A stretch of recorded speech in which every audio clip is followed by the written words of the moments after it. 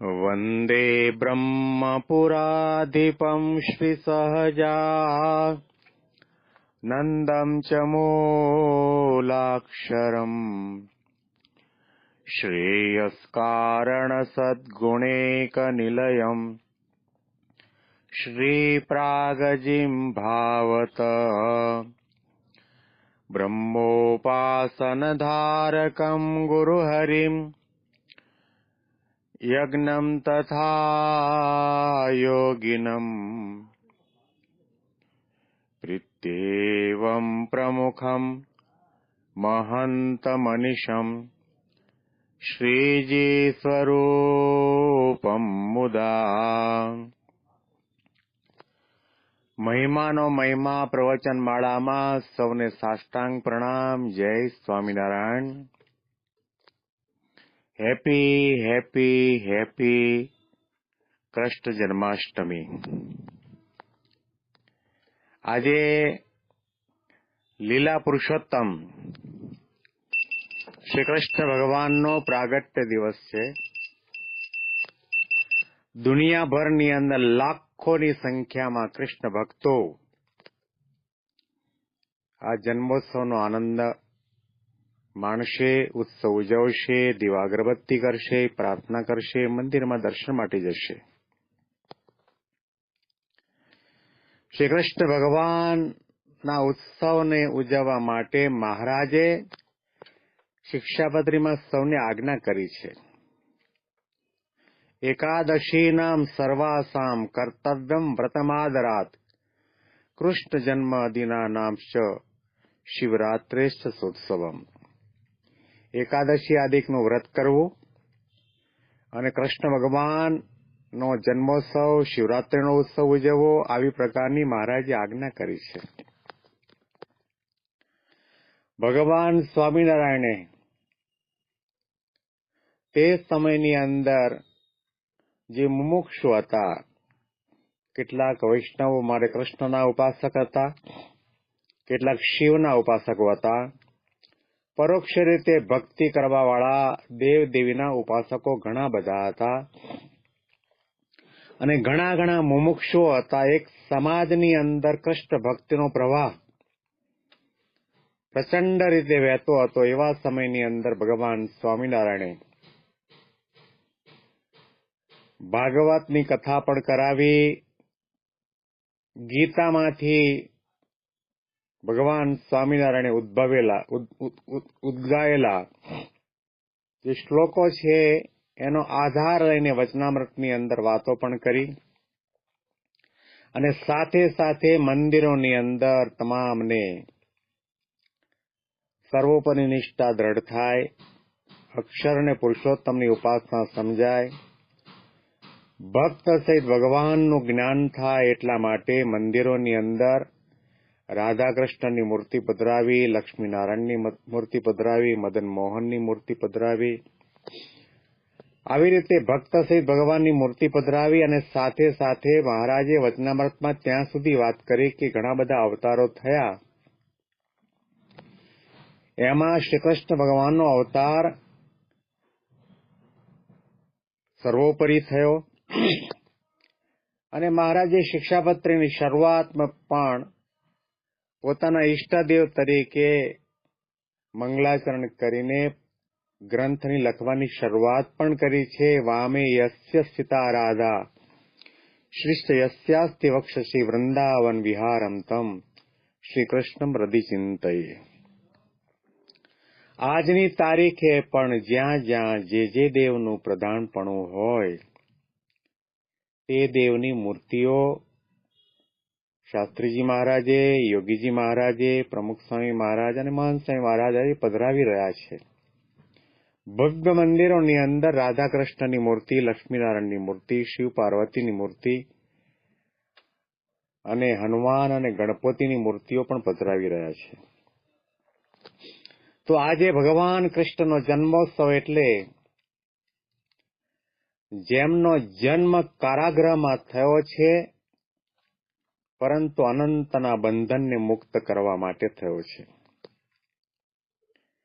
જેમણે ગીતામાં કહ્યું કે યદા યદા હિ ધર્મસ્ય ગ્લાનિર્ભવતિ ભારત અભ્યુત્થાનમ અધર્મસ્ય તદાત્માનમ સૃજામ્યહમ પરિત્રાણાય સાધૂનાં વિનાશાય ચ દુષ્કૃતામ ધર્મ સંસ્થાપનાર્થાય સંભવામિ યુગે યુગે.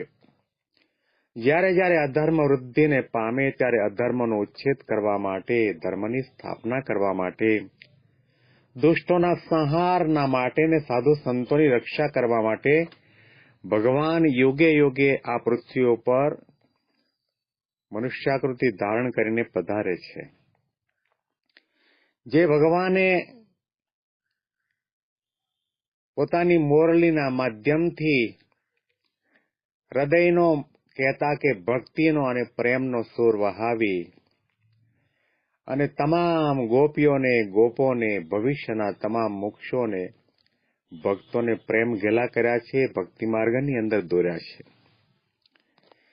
જેમણે પોતાના જીવનની અંદર ગાયોને મહત્વ આપ્યું, વાછડાને મહત્વ આપ્યું, નદીને મહત્વ આપ્યું, વૃક્ષોને મહત્વ આપ્યું અને વધારેમાં વધારે મહત્વ ભગવાને પોતાના અધરબિંબ ઉપર બિરાજતી મોરલીને આપ્યું, વાંસડાને મહત્વ આપ્યું અને મોરલી બજાવતા બજાવતા એ સુરોના શબ્દોની અંદર, ભીતરની અંદર એવો ભાવાર્થ વ્યક્ત કરતા રહ્યા કે મોરલી મારા અધરબિંબ ઉપર ક્યારે બિરાજમાન થઈ કે જ્યારે એના અંદર રહેલો જે ગર્ભ હતો તે નીકળી ગયો અને એના છિદ્રો કરવામાં આવ્યા અને મોરલીએ પોતાનું અસ્તિત્વ મિટાવી દીધું. વાંસડો મટી ગયો અને મોરલી બની ગઈ અને હંમેશના માટે ભગવાનના હૃદયના ભાવને, સુરોને,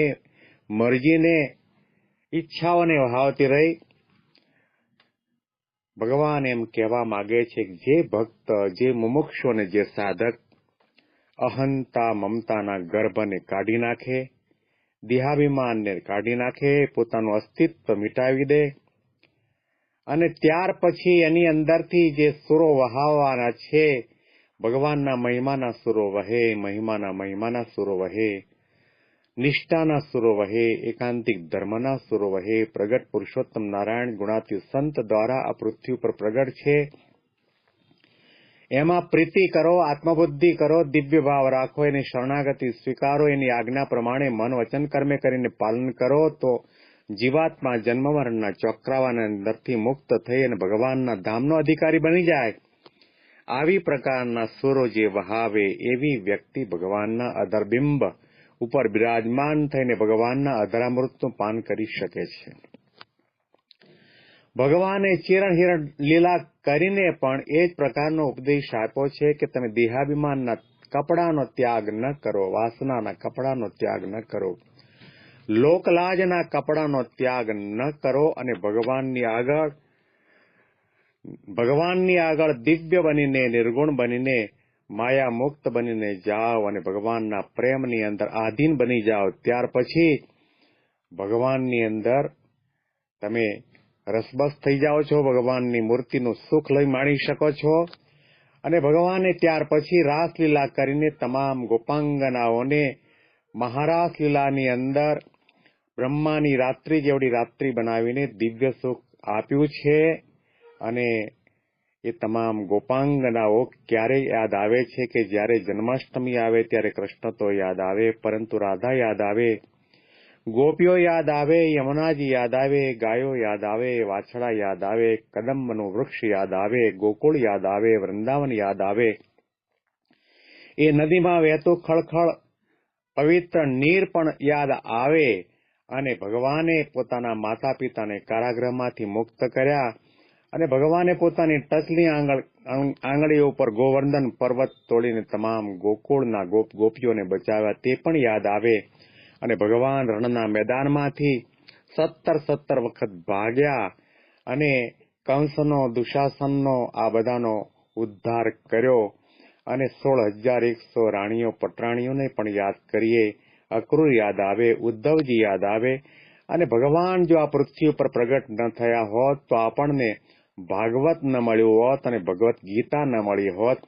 ભગવાને ગીતાની અંદર અક્ષર અને પુરુષોત્તમના મહિમાનું ગાન કર્યું છે, બ્રહ્મ અને પરબ્રહ્મના મહિમાનું ગાન કર્યું છે, એકાંતિક ધર્મનું જ્ઞાન કર્યું છે, અને ત્યાર પછી બ્રાહ્મી સ્થિતિ કોને કહેવાય, ગુણાતી સંત કોને કહેવાય, અને જ્ઞાની ને આત્મજ્ઞાની ને મહાજ્ઞાની કોને કહેવાય એનું પણ ગાન કર્યું છે.